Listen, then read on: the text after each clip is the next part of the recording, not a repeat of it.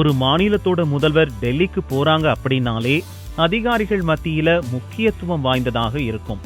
முதல்வரோட வர்ற அமைச்சர்கள், அதிகாரிகள் எல்லோரும் முதல்வரும் மறுபடியும் தன்னோட மாநிலத்திற்கு திரும்புறப்போ வழி அனுப்புறது எல்லாமே அரசோட புரோட்டோகால் படியே தான் நடக்கணும்.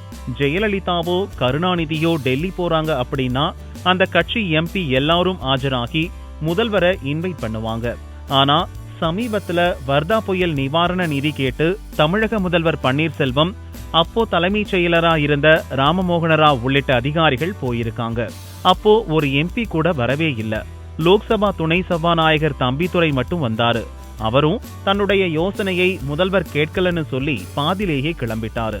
முதல்வரோட வந்த ராமமோகனராவ் அவரோடையே சென்னைக்கு திரும்பாம அன்னைக்கு டெல்லியில இருந்த விஷயம் இப்போ வெளியே வந்திருக்கு. மறுநாள் காலையில தனக்கு நெருக்கமான மத்திய அமைச்சர் ஒருத்தரை பார்த்து சேகர் ரெட்டிக்கு ஆதரவு கேட்டு பேசினாராம்.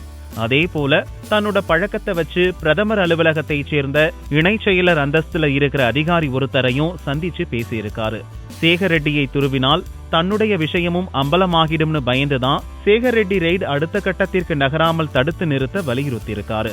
கரூர் அன்புநாதன் கைது தமிழக அரசியலில் புயலை கிளப்பியது. ஆனா அது அடுத்தடுத்த கட்டங்களை எட்டாமல் அன்புநாதனோடு மட்டுமே நிக்குது. இதே போல சேகர் ரெட்டி விவகாரத்தையும் நிற்க வைத்துவிட வேண்டும் என்பதே ராமமோகனராவின் திட்டம்.